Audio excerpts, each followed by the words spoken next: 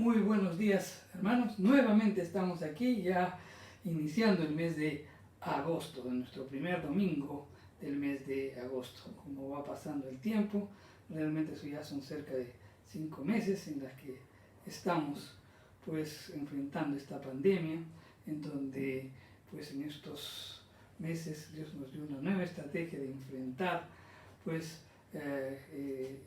esta cuarentena y seguir predicando el Evangelio a través de las redes sociales. Así que mientras dure mientras dure todo este proceso, mientras dure todo este tiempo y sometiéndonos a las instrucciones dadas por nuestros gobernantes, pues seguiremos predicando el Evangelio a través de las redes sociales. Bueno, vamos a empezar dándole gracias a Dios por este tiempo tan maravilloso. Señor, en el nombre de Jesús nos ponemos en tu presencia, Señor, te damos gracias. Gracias, Señor, por la oportunidad que nos das de poderte servir, de poder dar a conocer tu palabra, Señor. Gracias por tu infinita misericordia. Señor, estamos aquí reunidos porque queremos aprender más de ti. Queremos aprender, Señor, de tu palabra. Queremos conocerte más, Señor. Tú nos has dejado tu palabra y ahí pues nos muestras claramente cómo eres, cuáles son tus propósitos y también pues tu carácter, cómo tú operas, y te damos gracias por tu palabra, Señor. Señor, hoy tu palabra va a ser expuesta, pues toca nuestra mente, nuestro corazón, Señor, que como siempre oramos todos los domingos, que la palabra que sea expuesta, Señor, pues quede grabada en lo más profundo de nuestro corazón, Señor, y que pueda germinar en nuestras vidas y que demos frutos de arrepentimiento para gloria tuya, Señor. No permitas, Padre Santo, que nos desviemos un poco ni a la derecha ni a la izquierda, sino que siempre estemos predicando tu palabra conforme a tu verdad, Señor. Por eso ayúdanos, Señor, ilumínanos para poder entender más tu palabra y darla a conocer. Te lo pedimos todo en el nombre de Jesús. Amén y amén. Bien, en esta mañana vamos a estar hablando sobre la obra de Cristo. Hemos titulado el mensaje Entendiendo la obra de Jesucristo. Para poder entender y tener una mejor visión de la obra de Cristo, vamos a examinar nuestra situación antes de que nosotros conociéramos a Cristo y cuál es la situación también de aquellos que no conocen a Cristo, porque de esa situación nosotros vinimos, ¿verdad? Entonces, vamos a examinar cuál fue nuestra situación antes de Cristo. Miren, la Biblia subraya reiteradamente que Dios castigará todo pecado, ¿de acuerdo? Eso nos dice la Biblia. Por otro lado, la Biblia también describe la relación entre Dios y el pecador y la describe como una enemistad. O sea, quiere decir que nosotros estábamos enemistados con Dios. Por otro lado, la Biblia también nos dice que Dios odia el pecado y por ende todos los que pecan se han convertido pues en enemigos de Dios. Esa era nuestra situación. Pero no solo eso, hay muchas cosas más profundas. Por ejemplo, la Biblia dice que Dios también aborrece a todos los que hacen iniquidad. Y ahí estabas tú y estaba yo también, ¿no? Aborrecidos por Dios porque también cometíamos iniquidad. Por otro lado, la Biblia dice que ninguno de los pecados que hemos cometido son triviales. Que a veces nosotros teníamos la idea de que mentiritas blancas, negras, o este pecado venial y este pecado mortal, porque esas ideas nos han metido en la cabeza. Pero la Biblia simplemente dice que ninguno de los pecados son triviales. También la Biblia nos dice que todas las personas nacemos con una proclividad insaciable hacia el pecado, una inclinación hacia el pecado. También la Biblia nos dice que hemos estado muertos espiritualmente. O sea, teníamos vida, pero muertos espiritualmente. Por otro lado, también la Biblia saca una radiografía de nosotros y nos dice que nosotros nos deleitábamos en nuestros propios pecados. Y estábamos siendo objetos de la ira de Dios, ¿no? Entonces quiere decir que también estábamos totalmente sin esperanza. No había esperanza para nosotros. Nuestra situación, realmente, como muestra la Biblia, era pues deplorable. Pues estábamos sin salida, ¿no?, al juicio de Dios, porque el juicio de todas maneras nos iba a caer. Por naturaleza éramos hijos de la ira, también nos dice la Biblia. Y por otro lado, estábamos esclavizados en nuestro propio pecado. Una calamidad, ¿no? Así estábamos. Por otro, no solo esto, sino que también es más profundo todavía, porque no contábamos con una capacidad innata para poder amar a Dios. No había esa capacidad tampoco para obedecer a Dios o para agradarle de alguna manera. Éramos incapaces de eso. Entonces, cuando uno miraba todo eso, se decíamos, uy, ¿qué va a pasar con nosotros? La situación parecía, pues, irreversible y al mismo tiempo inescapable. Porque obviamente teníamos que rendir cuentas a Dios, o todos tenemos que rendir cuentas a un Dios santo, cuya justicia debe ser satisfecha, la justicia de Dios. Por otro lado, somos pecadores culpables, incapaces de hacer nada en absoluto para satisfacer la justicia de Dios. También la Biblia resalta que no podíamos salvarnos por nosotros mismos. Si nosotros dependiéramos, si la salvación dependiera de nosotros, ya estaríamos condenados. La Biblia también señala un aspecto importante, ¿no?, que dice que Dios mismo dice que es una abominación justificar al pecador. O sea, es como una equivalencia de que al pecador lo puedas declarar inocente cuando es culpable, ¿no? Y la Biblia una y otra vez nos dice que el Dios mismo prohíbe pues expresamente que se declare como justa a una persona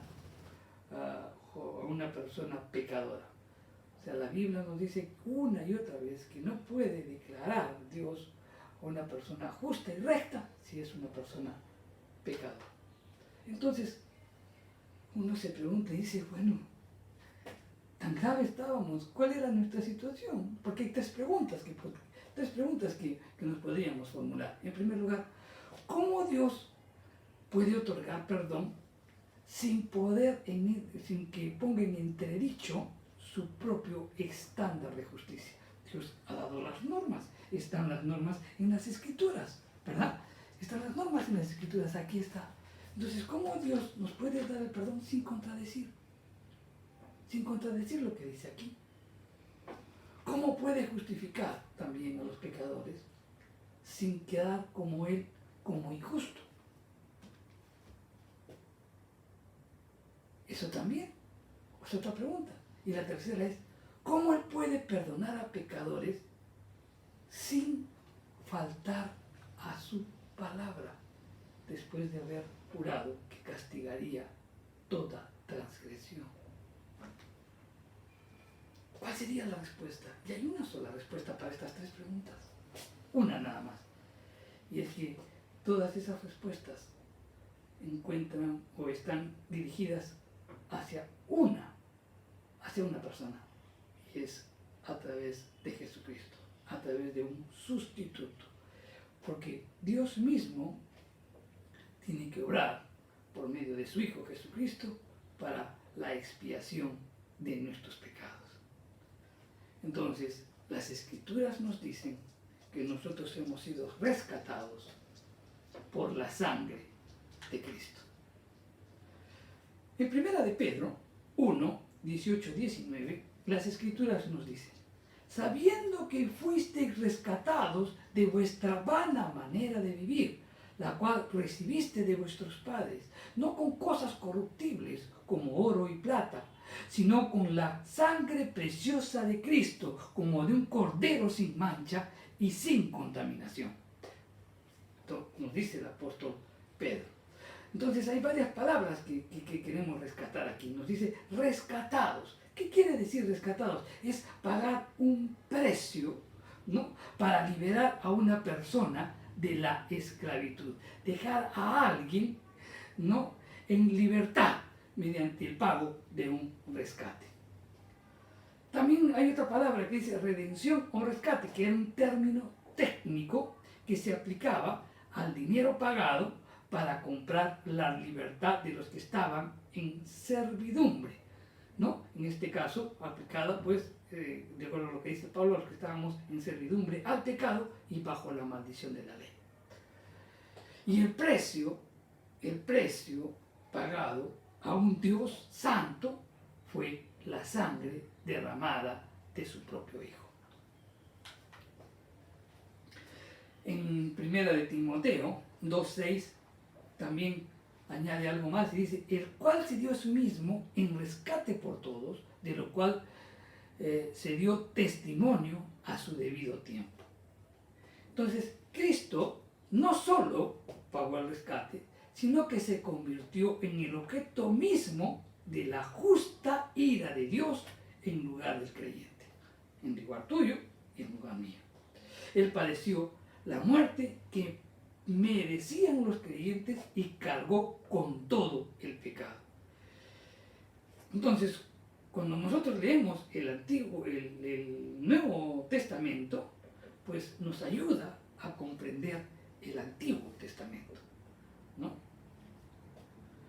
O viceversa, el Antiguo Testamento nos ayuda a comprender la expiación de la que se habla en el Nuevo Testamento. En Levítico 17:11 nos dice la Escritura, porque la vida de la carne en la sangre está.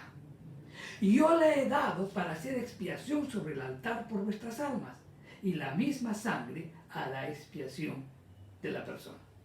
Y en Hebreos 9:22 complementa y dice, y casi todo es purificado según la ley con sangre, y sin derramamiento de sangre no se hace remisión.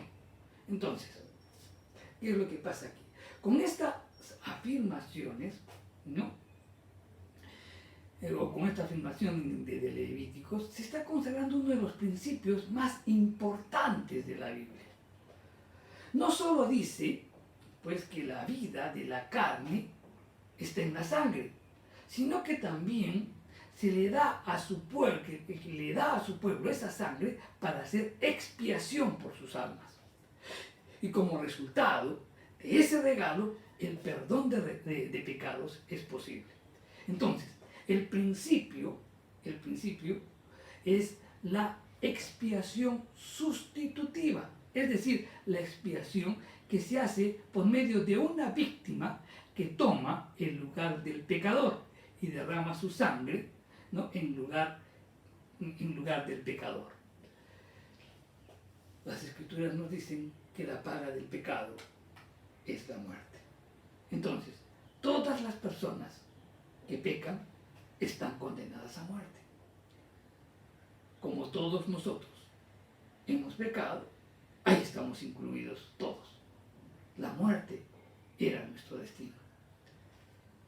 La única esperanza que existe es que se ofrezca algo como rescate por nosotros.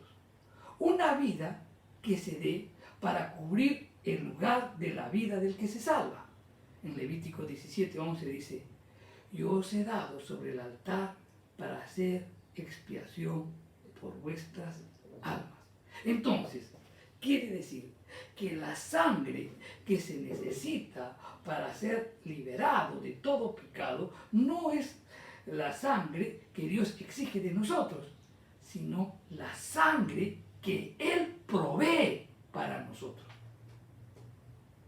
Repito, Levítico 17:11 nos dice, yo os he dado sobre el altar para hacer expiación por vuestras almas. Yo os he dado. Entonces, la sangre que se necesita para liberarnos de todo pecado no es la sangre que Dios exige de nosotros, sino la sangre que Él provee para nosotros. El mensaje es el mismo desde el principio hasta el final de las Escrituras. Dios no nos exige algo de que nosotros no podamos dar, sino que en su gracia supera nuestra pobreza espiritual y salva nuestras vidas dándonos un sacrificio alternativo en nuestro lugar. Eso hizo con Abraham en el monte Moriah, cuando Dios proveyó el cordero en lugar de su hijo Isaac. Y obviamente Abraham eso lo esperaba, porque él tenía fe. Cuando estaba por subir al monte, a sus criados le dice: esperen, pues iremos, adoraremos y volveremos. Y Isaac le dice: yo veo la leña, veo el fuego, pero ¿dónde está el cordero? Y Abraham dice: Dios proveerá. Como resultado, pues, de ese sacrificio, de esa sustitución, pues Abraham pone el nombre a ese monte, sí, le pone su nombre, ese nombre, Dios proveerá, Jehová Jireh, ¿no? Cambia de nombre a ese lugar. Y es que Dios proveyó en ese mismo lugar, siglos después, ese cordero que murió en lugar de nosotros. Y ese fue su hijo. Y que él pues hizo expiación definitiva una vez y para siempre por cada uno de nosotros. Levítico 16, 14 y los versos 19 nos dicen también algo al respecto. Dice: y tomará de la sangre del becerro y la rociará con su dedo hacia el propiciatorio al lado oriental. Hacia el propiciatorio esparcirá con su dedo 7 veces de aquella sangre, y esparcirá sobre él de la sangre con su dedo 7 veces, y lo limpiará y lo santificará de las inmundicias de los hijos de Israel. Entonces aquí, de lo que hemos leído, hay 2 momentos distintos, ¿no? El sumo sacerdote pues rociaba 7 veces la sangre con su dedo, en 2 momentos distintos. O sea, un doble rociamiento se tenía que hacer. Primero sobre el propiciatorio, y luego pues 7 veces también frente al propiciatorio. El primer rociamiento, que era realizado una vez, era por la expiación de los pecados, pero primero del sumo sacerdote y de toda su casa, y después de la expiación de los pecados de toda la congregación. Pero la segunda vez que se derrama 7 veces la sangre, era para expiar el santuario de los pecados del pueblo. El santuario. Ahora bien, y esto se deduce pues de las palabras que están en el verso 16, ¿no?, de este capítulo 16 de Levítico. Se dice: así purificará el santuario, a causa de las impurezas de los hijos de Israel, de sus rebeliones y de todos sus pecados. Entonces quiere decir que el santuario se purificaba ese día. No solo de la contaminación ritual, sino de la contaminación moral, de las transgresiones de Israel, de sus iniquidades y de todos sus pecados. Ahora bien, ¿cuál es la aplicación práctica aquí? Ahora, nosotros, en el Nuevo Testamento, nosotros somos el tabernáculo de Dios, ¿verdad? Y nuestro Dios, pues, no puede habitar en un tabernáculo contaminado, ¿verdad? No puede habitar.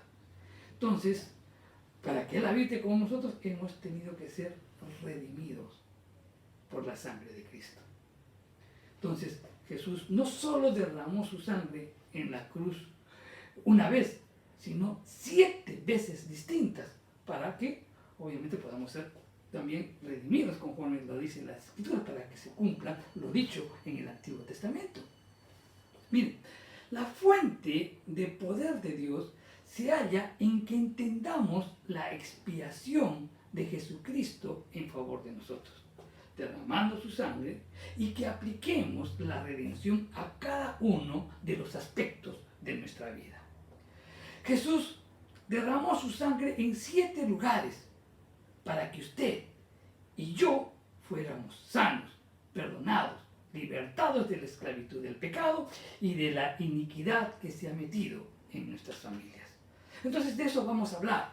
Vamos a hablar de los 7 lugares en donde Cristo Jesús derramó su sangre y cuál era el propósito de la redención, qué área de nuestra vida fue tocada. En primer lugar, pues Cristo derramó su sangre en el Getsemaní.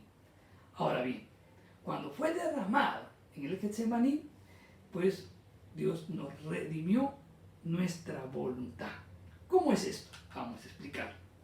No es coincidencia, pues, que el primer lugar en donde Jesús nos rescató o derramó su sangre de redentora fuera, pues, en el huerto. ¿Por qué? Porque en un primer huerto, en el huerto del Edén, ¿no? Ahí pues se vivía pues en bendición, ¿no? En comunión con Dios, pero eso fue afectado como consecuencia del pecado. Entonces, el primer lugar donde perdimos el poder de la bendición de Dios fue en otro huerto. Huerto contra huerto. El primer huerto, el huerto del Edén, pues, y el huerto de Getsemaní. La palabra redimido significa, pues, que somos rescatados o devueltos originalmente, a la forma original. Es una definición para que podamos entenderlo mejor. En el huerto del Edén era el huerto original, y ahí gozábamos de una bendición espiritual. El Edén, pues, era el lugar de abundancia y era el lugar de gozo. Veamos qué le dijo Dios a Adán y Eva en Génesis 2, 16, 17. Y le dice: de todo árbol del huerto podrás comer, mas del árbol de la ciencia del bien y del mal no comerás, porque el día que comiereis, ciertamente morirás. Entonces, Adán, con su desobediencia, le estaba diciendo: Padre, no sea hecha tu voluntad, sino la mía. Yo quiero comer. Yo no quiero seguir tus instrucciones. Eso es lo que entre líneas le está diciendo como consecuencia de su desobediencia. Entonces, con su desobediencia, entregamos nuestra voluntad al enemigo y perdimos nuestra capacidad para decirle sí a lo bueno de Dios que tiene para nosotros y no a todo lo malo que el enemigo quiera hacernos o que quiera otorgarnos.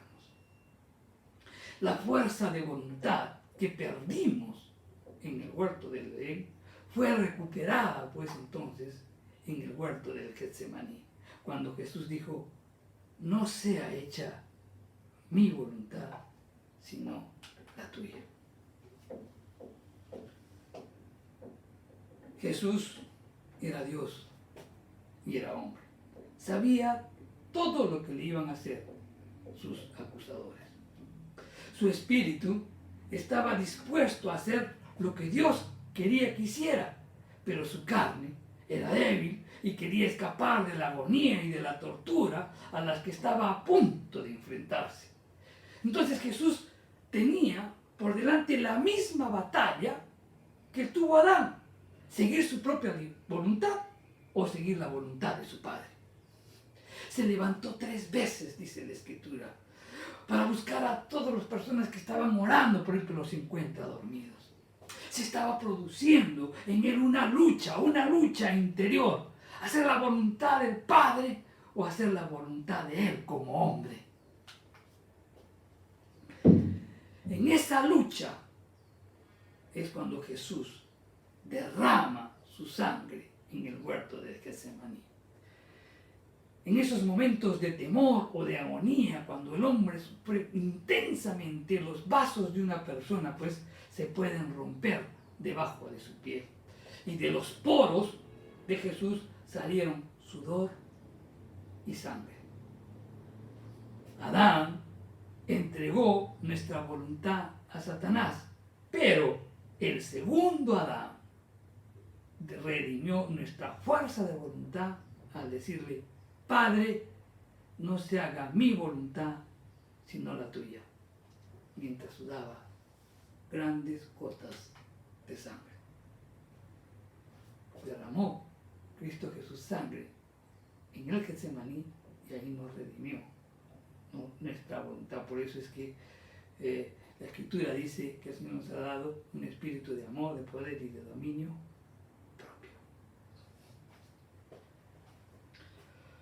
Segundo, el segundo lugar donde derramó su sangre fue en el poste de la flagelación.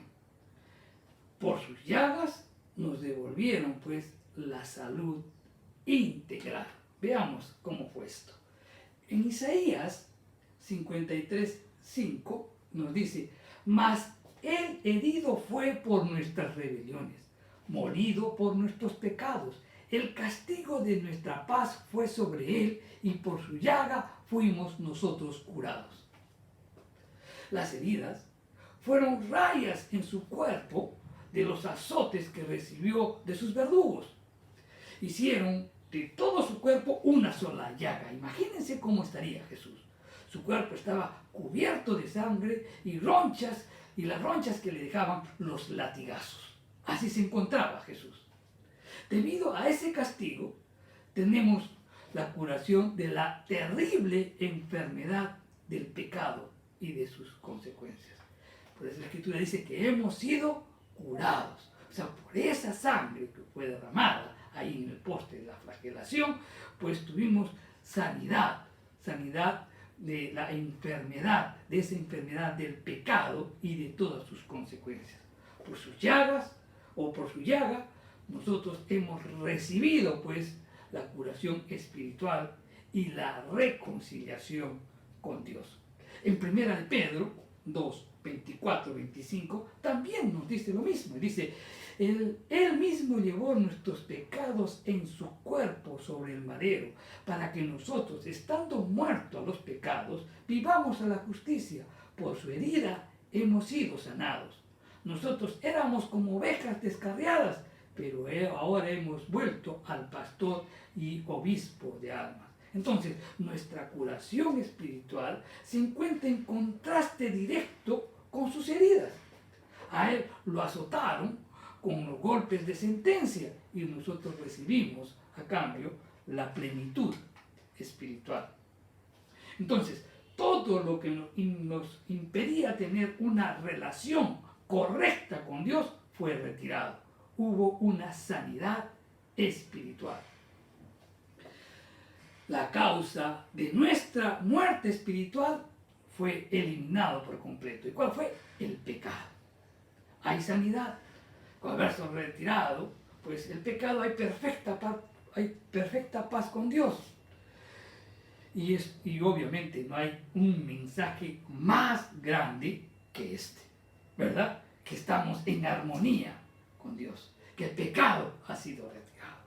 Entonces, debemos entender también que, por otro lado, debemos entender que la palabra salvación implica, pues, muchas palabras más. ¿Qué implica salvación? Implica arrepentimiento, indica redención, implica remisión, santificación, justificación, sanidad, nueva vida, vida eterna. Son 22 términos que utiliza, en el hebreo alcanza la palabra salvación. Entonces, no solo limita su significado a haber sido perdonados. La salvación, pues, significa que hemos recibido sanidad en todo sentido. La sanidad, lamentablemente, es un tema mal entendido y distorsionada su enseñanza. Debemos entender que la prioridad de Dios es que todos seamos salvos. porque la sanidad es temporal, mas la salvación es eterna. La prioridad de Dios quiere que estemos, quiere que Dios quiere que nosotros estemos con Él. Dios siempre quiere que nosotros seamos salvos. Esa es su prioridad. Algunos afirman también, por otro lado, Dios ya nos sana. Pero la Biblia dice todo lo contrario. La Biblia dice que Jesucristo es el mismo ayer, hoy y por los siglos de los siglos. Mira, mi querido hermano, Dios hizo un nuevo pacto con nosotros, sellado con la sangre de Jesucristo. Somos salvos. Salvación implica, como hemos dicho, muchas palabras. Ahora bien, si usted está enfermo, pues toca a cada uno, de acuerdo a su fe, extender su brazo, tocar a Jesús y recibir un milagro, si está dentro de los propósitos de Dios. Nosotros con fe tenemos que acercarnos, igual que la mujer del flujo de sangre, pues ella buscó a Jesús con toda su fe, buscó y tocó, extendió su brazo, tocó el manto y obtuvo su sanidad, de acuerdo con su fe. ¿Qué son los milagros? Milagros son señales. Y Dios hace muchas señales en todo momento, con el propósito de que algunas personas incrédulas puedan, pues, convertirse, ¿verdad? Pero también, pues, el Señor dice, más bienaventurado es el que cree sin haber visto, ¿verdad? Ok, entonces, si Dios quiere hacer ese milagro con determinadas personas, en buena hora. Y si por algún momento alguna persona no es sanada, y no es que no tenga fe, por si acaso, no es que no tenga fe, simplemente todo está dentro de la soberanía y la providencia de Dios. Y nosotros solamente hay que confiar. Pero nosotros hemos sido redimidos de la enfermedad del pecado. Todos, absolutamente todos aquellos que creen en la obra de Jesucristo. En tercer lugar, donde derramó su sangre, o el tercer lugar en donde derramó su sangre Jesús, fue en su frente, cuando le pusieron la corona de espinas, las coronas de espinas. Y con ese derramamiento de sangre, pues nos devolvió la prosperidad.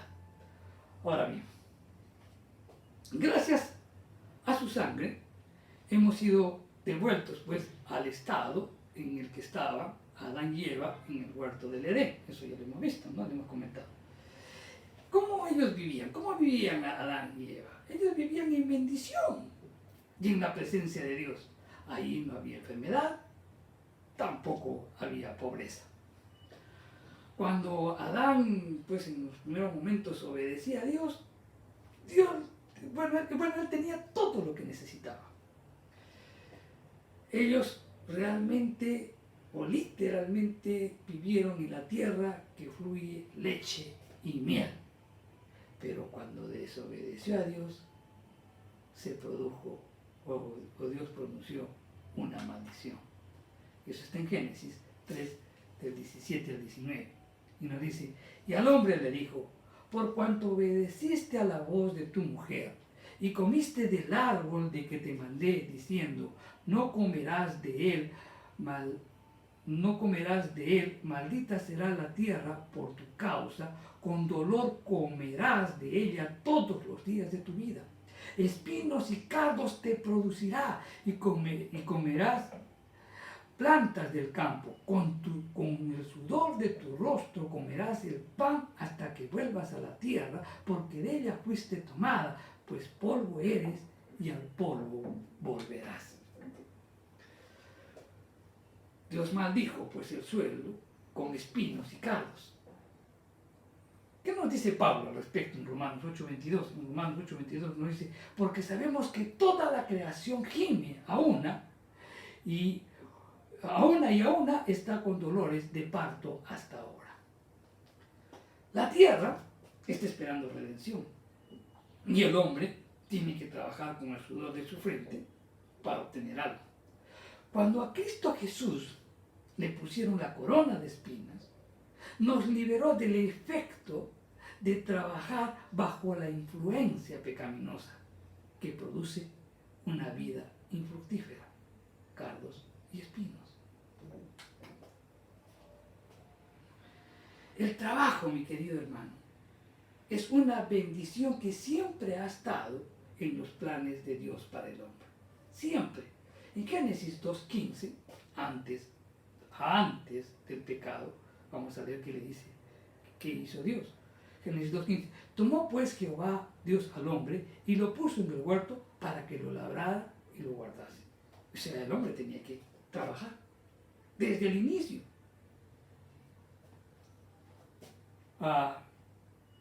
Examinemos bien este versículo. Dice, tomó pues Jehová Dios. O sea, el nombre que pone ahí en la escritura es Jehová Dios. O sea, las escrituras enfatizan el primer nombre, Jehová, no Dios, sino Jehová. Y este nombre está relacionado con el pacto y la justicia. Y la justicia está vinculada, pues, a la palabra de Dios. Porque, ¿cómo sabemos si Dios es justo o no? A través de su palabra, ¿verdad?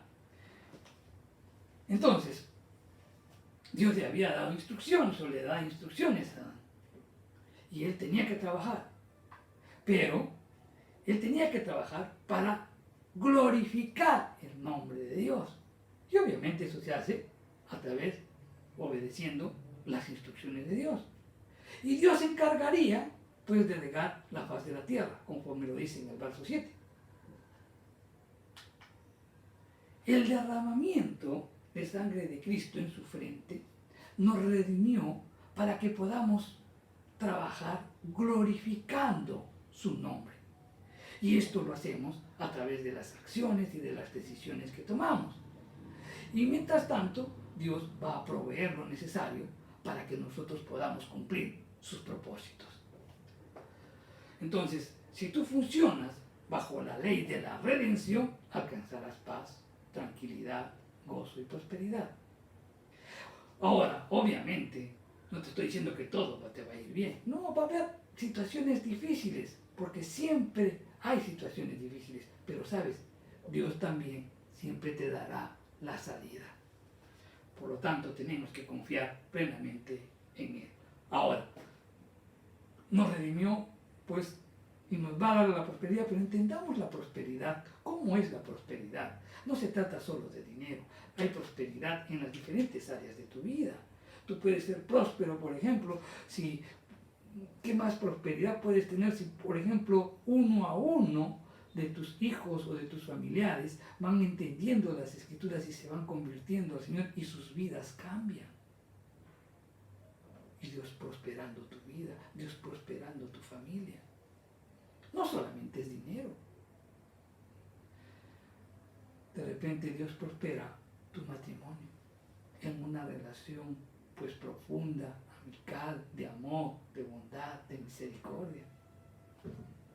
La prosperidad no solamente es dinero, sino que estamos confundiendo muchas cosas, igual que el éxito, ¿no? Pensamos que éxito es tener mucha gente, mira, para los ojos de Dios, el que está evangelizando, el que está enseñando, tendrá más éxito por la cantidad de vidas transformadas, no por los que asistan.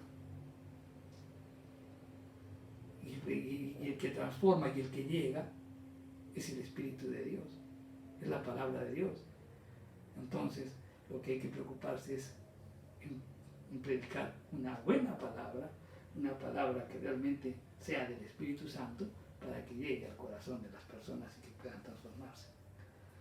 Bien, entonces, el tercer lugar en donde Cristo derramó su sangre, pues, fue cuando le pusieron la corona de espinas. Y eso nos capacitó, pues, para poder trabajar para la gloria de nuestro Dios. El cuarto lugar donde Cristo derramó su sangre fue cuando le perforaron sus manos. y nos devolvió el dominio sobre las cosas que tocamos. Antes de la caída de Adán, el propósito de Dios al crearnos era que tuviéramos autoridad y dominio sobre la tierra. Pero tenemos que entender una fórmula muy interesante. Responsabilidad es igual a autoridad más poder. Si tú eres responsable, vas a tener autoridad y poder. Adán, cuando desobedeció a Dios en el huerto del Edén y no asumió su responsabilidad por el pecado cometido, perdió dominio, perdió autoridad en ese momento y Satanás se convirtió en el Dios de este mundo. Cuando Cristo Jesús vino a este mundo y asumió su responsabilidad de quitar el pecado al mundo, de dar su vida, de dar su vida, de hacer la voluntad de Dios, entonces Dios le exaltó y le dio un nombre sobre todo nombre, para que en el nombre de Jesús se quiebre toda rodilla en los cielos, en la tierra y debajo de la tierra. Responsabilidad es igual a autoridad más poder. Entonces, cuando Adán pierde, o sea, no asume su responsabilidad, pierde la autoridad y pierde el poder, pues Satanás se convierte pues en el Dios de este mundo y él es el que comienza a dar las órdenes. Cuando Jesús fue crucificado, cuando él derrama su sangre, mientras le estaban pues perforando las manos, justamente ahí estaba devolviéndonos la autoridad perdida. ¿Cómo lo aplicamos? Mire, si tú entiendes bien la obra de Cristo, nos apropiamos de su redención y vivimos nuestra responsabilidad como cristianos, el Espíritu Santo nos capacita, dándonos autoridad para poder enfrentar toda circunstancia de la vida, en la salud o en la enfermedad, en la pobreza o en la riqueza. Todo lo puedo en Cristo que me fortalece. Entonces, nuestra autoridad ha sido redimida por medio de la sangre que fue derramada en las manos de Jesús. Entonces, eso implica que los cristianos no debemos ser tímidos, pues estar a la defensiva ni operar en un punto muerto. Estamos capacitados por el poder del Espíritu Santo a no perder el gozo de nuestra salvación, sin importar la profundidad y la gravedad de las circunstancias. Podemos resistir al diablo, podemos hacerle frente, podemos obtener victoria al ataque del enemigo, porque cada vez él va a buscar nuestra destrucción. Pero todo ello lo haremos en el nombre de Jesús. Él es el que nos dio la autoridad. Él es el que murió por cada uno de nosotros. Él es el que derramó su sangre. El quinto lugar donde derramó su sangre fue cuando le clavaron los pies. Pues con derramando su sangre por los pies nos devuelve el dominio sobre los lugares en donde andamos. La sangre derramada en los pies también nos redime pues de nuestra falta de dominio y autoridad, que conforme ya lo hemos explicado. Miren, se nos ha ordenado a cada uno de nosotros, Cristo nos ordena y dice: id por todo el mundo y predicad el evangelio a toda criatura. Esto es en Marcos 16:15. Entonces, donde quiera que vayamos, debemos decir a la gente: el reino de los cielos se ha acercado, arrepentidos y creer el evangelio. Eso es lo que tenemos que hacer. Pero estas instrucciones serían imposibles de cumplir a menos que no tuviéramos la autoridad necesaria para tomar dominio sobre el reino terrenal de Satanás. El dominio, pues, sobre esta tierra es de nuevo nuestro, gracias a la sangre derramada por Jesucristo.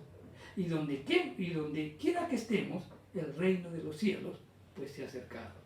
Entonces, cada uno de nosotros tiene la autoridad necesaria para que tú puedas caminar por tu vecindario reclamando de repente pues todas esas zonas para el gobierno de Cristo y echando fuera toda opresión demoníaca en el nombre de Jesús, la drogadicción, el hurto, la prostitución, etcétera, etcétera. Entonces, tenemos pues ese trabajo que se nos han capacitado para eso. Nos ha dado, el Señor ha derramado, ha muerto en la cruz para que nosotros pues podamos hacer esa labor evangelística, llevando el Evangelio a todo lugar. Tenemos la autoridad y el dominio nos ha sido devuelto por la obra de Cristo Jesús en la cruz. El sexto lugar donde derramó su sangre fue cuando traspasaron su corazón. ¿Cuál fue el propósito? Devolvernos el gozo. En Lucas 4:18 dice: el Espíritu del Señor está sobre mí, por cuanto me ha ungido para dar las buenas nuevas a los pobres. Me ha enviado a sanar a los quebrantados de corazón, a pregonar libertad a los cautivos y dar vista a los ciegos, a poner en libertad a los oprimidos. Miren, Jesús fue ungido con el poder de Dios que quita las cargas y destruye los yugos, para sanar a los quebrantados de corazón. Y uno dice: ¿y por qué a los quebrantados de corazón? Porque Dios quiere que su pueblo viva con gozo. Cuando nosotros estamos llenos de gozo, tenemos la fortaleza necesaria para pelear por la buena batalla de la fe. En Romanos 8:28 nos dice: y sabemos que a los que aman a Dios, todas las cosas le ayudan a bien, esto es, a los que conforme a su propósito son llamados. Y este verdaderamente es un buen versículo, porque nos indica que la única forma de que podamos cumplir con las indicaciones de Dios, de regocijarnos en Él siempre, será posible sabiendo que todas las cosas nos ayudan a bien. El corazón de Jesús fue quebrantado para que tu corazón y el mío puedan ser sanados. Por la sangre del Cordero, entonces, hemos vencido las heridas de un corazón quebrantado. Entonces, ¿eso qué implica? Que debemos entregarle al Señor, entregarle todo aquello, todas nuestras heridas que ahí tenemos guardadas en nuestro corazón para que Él nos sane. Esos dolores que cuando no son curados se convierten en amargura. Debemos aprender a perdonar. Y justamente cuando a veces no perdonamos es cuando perdemos el gozo. El séptimo lugar donde Jesús derramó su sangre fue internamente. Ustedes cuando se golpean, pues se convierte en morado o se convierte verde, ¿verdad? ¿Y eso por qué? Porque hay una magulladura interna. Eso también vivió Jesús. Entonces, Jesús no solamente fue herido por nuestras transgresiones, sino también fue molido por nuestros pecados. Eso lo dice en Isaías 53:5. Ahora bien, ¿por qué fue molido? Es que la iniquidad está incluida ahí. La iniquidad identifica un espíritu que trata de destruirnos. La iniquidad es una fuerza espiritual que se halla en el interior y que nos impulsa a inclinarnos a una naturaleza destructora o a ceder a determinadas cosas que nos ponga en nuestra mente o en nuestro corazón. La Biblia dice que las iniquidades del padre pasan hacia la tercera y la cuarta generación, del padre a los hijos y de los hijos a los padres. Se quiere decir, ¿no?, que hay unas cosas que están dentro de nosotros que nos obligan. Hay iniquidades que vienen desde generaciones anteriores. Un ejemplo, por ejemplo, el papá se divorció, el hijo se divorció, el nieto se divorció y pues tenemos una inclinación a divorciarnos también por esa iniquidad en nuestra familia. El padre es un borracho, el hijo es un borracho, el nieto es un borracho. Machista. Y así podemos nombrar muchísimos. Esa es una iniquidad. Cuando viene de generación en generación. La iniquidad puede ser algo que hay en tu familia o sobre ella. Pero es esa fuerza demoníaca, impulsora que hay dentro de una persona que te impide, que te lleva a hacerte daño a ti mismo. Y Jesús te dice a ti, mi querido hermano, no solamente he sido herido para perdonar tus pecados, sino que también he sido molido por dentro para hacer un milagro dentro de ti. que te permita pasar de un hombre de mal carácter a uno de buen carácter, a ser un hombre santo, pasar de un joven adicto a un hombre libre, pasar de ser un hombre irritable a uno mansedumbre, y así sucesivamente. La obra de Cristo consiste en eso, en sacar pues esta iniquidad que viene pues afectándonos por muchos años, esa fuerza impulsora, ese espíritu inmundo que nos lleva pues a seguir, a no salir de esa situación en la que nos encontrábamos. Cuando se habla de romper las maldiciones generacionales, hablamos pues de los redimidos por la sangre de Jesucristo. La sangre nos redime, pero debemos apropiarnos de ella, porque la maldición se rompe cuando nosotros nos sometemos al señorío de Cristo. Que ganamos si, por ejemplo, decimos, sí, yo acepto, Cristo murió por mí, Cristo murió por mis pecados, pero ¿qué pasa si yo todavía sigo mintiendo, sigo robando, sigo manteniendo esa iniquidad dentro de mí? Tú tienes que apropiarte de que tú has sido redimido, por eso que Cristo derramó su sangre internamente. ¿Para qué? Para que tú pudieras ser libre. Entonces quiere decir que la obra de Cristo fue pues integral. Estamos hablando de que tú has sido sanado física, emocional y espiritualmente. Podemos reclamar pues la sangre de Jesús para que nos purifique de nuestros pecados y también que nos libere de la iniquidad que nos impulsa a hacer esa misma cosa que no queremos hacer. Sin saber sobre este tema que estamos predicando ahora en nuestras oraciones de la mañana, siempre le decía al Señor, Señor, líbranos de una mala inclinación. Y también, Señor, pues esas inclinaciones, ¿no?, que las tenemos internas, que sean subyugadas al gobierno de tu Santo Espíritu. Esa es nuestra oración, todos los días en la mañana. A las 6 de la mañana, revise usted las oraciones que hacemos todos los días a las 6 de la mañana y que lo transmitimos por el Facebook. Entonces, las magulladuras que sufrió Cristo fue para redimirnos pues de nuestras heridas del alma.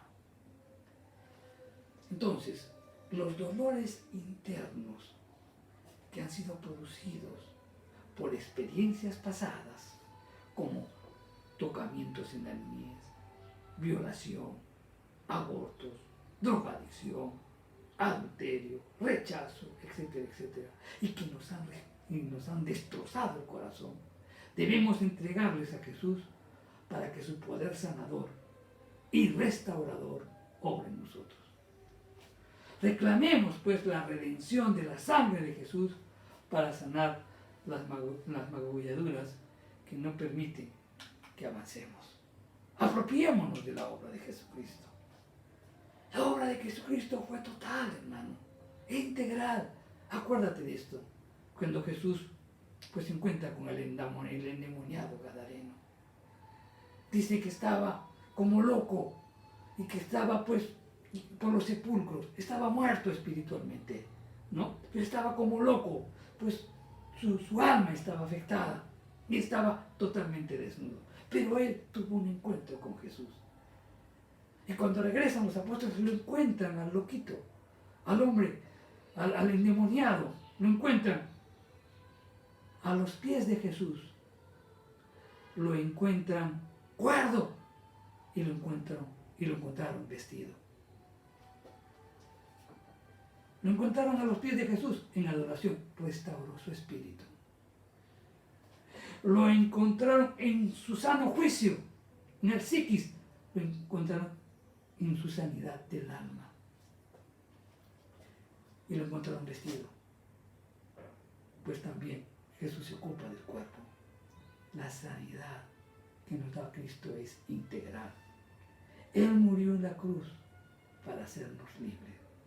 El problema de nosotros es que decimos, sí, amén, aleluya, pero no lo vivimos, no lo hacemos carne. Hoy hemos tratado de poder explicar aspectos de la redención que tienen que ver con diferentes áreas de nosotros. Apropiémonos de esas áreas. Apropiémonos de toda esa redención que nos ha hecho Cristo Jesús. Y todas nuestras áreas, en las áreas de nuestra vida que sean gobernadas por el Espíritu Santo. Y experimentaremos pues el gozo de servir y estar regocijándonos siempre en el Señor. Y en esta mañana, pues yo sí quiero orar. Y ahí donde tú estás, mi querido hermano, tal vez tú que me estás escuchando, estás sintiendo que Dios está hablando a tu corazón porque aún tienes fuertes heridas en tu alma. Estás lleno de resentimiento, de amargura, de dolor, porque te lastimaron, te golpearon, te violaron, te tocaron, abortaste, qué sé yo, todo. Pues es el momento en que puedas entregarle al Señor. Deja de cargar esos pecados que Cristo ya murió por ellos. Entrégaselos y dile que obre esa sanidad en tu vida. Vamos a orar. Bendito Dios, Señor, en esta mañana, tu palabra ha sido expuesta y conforme a ella, Señor. Oro porque cada uno de los que están escuchando este mensaje, Señor, llegue hasta lo más profundo de su corazón, que llegue a lo más profundo de todo su ser, Señor, y que puedan, pues, entregarte a ti cada una de las circunstancias o de las experiencias difíciles por las que pasó y que le ha causado un profundo dolor en su corazón. En el nombre de Jesús, Padre Santo, en el nombre de Jesús, quiebro todo espíritu inmundo que está oprimiendo la vida de cada una de las personas que están aquí, Señor, que nos siguen a través de las redes sociales, que están escuchando este mensaje. Desato tu poder libertador y desecho toda opresión sobre la vida de cada uno, Señor. Toda inmundicia sexual que sea desechado, echado fuera de sus vidas, Señor. Señor, resentimiento, amargura, dolor, también que se echa fuera en el nombre de Jesús. Señor, todas heridas ocasionadas, porque de repente por tocamientos indebidos o por violación, Señor, en el nombre de Jesús te pido que sanes esos corazones y que al mismo tiempo les des un espíritu perdonador, Señor. Sobre esos hechos absolutamente nada podemos hacer, pero sí puedes tú transformar sus vidas, Señor. Padre, en el nombre de Jesús oro por un poder sanador, restaurador sobre la vida de cada uno de ellos. Te alabo y te bendigo, Señor. Desato el poder de tu Espíritu para gloria tuya. En el nombre de Jesús. Amén y amén. Bien, hermanos, tal vez ha sido un poco tiempo el que has tenido, pero puedes estar orando y entregándole al Señor todas aquellas cosas que sientes que debes hacerlo. Y el Señor te dará esa paz y esa tranquilidad y ese gozo. Amén. Bien, antes de terminar, hermanos, quería animarlos nuevamente. Ustedes saben, las noticias están por todo lado. Hay momentos difíciles en nuestro país. Ya hemos colaborado una vez, hemos llevado a determinados sitios. Y también, pues ahora vamos a hacer una nueva incursión, si se quiere, le podríamos decir, una nueva oportunidad que Dios nos da para poder servir, para que podamos identificarnos con nuestro prójimo. Entonces vamos a recolectar pues víveres y ropa también, frazadas. Está haciendo frío en las zonas altas, yo hubiera querido que me acompañen a esos lugares. Realmente hace demasiado frío y las casas no están preparadas para enfrentar tanto frío. Entonces vamos a recolectar pues ropa abrigadora. No traiga ropa de verano, sino ropa abrigadora, frazadas, y víveres. ¿no? Lo que Dios le ponga en su corazón. Lo que Dios le ponga en su corazón. Vamos a estar en la iglesia recibiendo hasta el día jueves y el día viernes vamos a estar repartiendo. Entonces, tocamos el corazón de cada uno de ustedes como iglesia y lo pueden traer aquí en el local en la avenida La Castellana 212, ¿no? Y habrá alguien que siempre va a estar recepcionando todo lo que ustedes de su corazón pongan para poder alcanzar a aquellos que lo necesitan. Bien, hermanos, eso sería todo por hoy. Que tengan un maravilloso día, que Dios derrame muchísima bendición sobre usted y su familia. Que Dios los bendiga.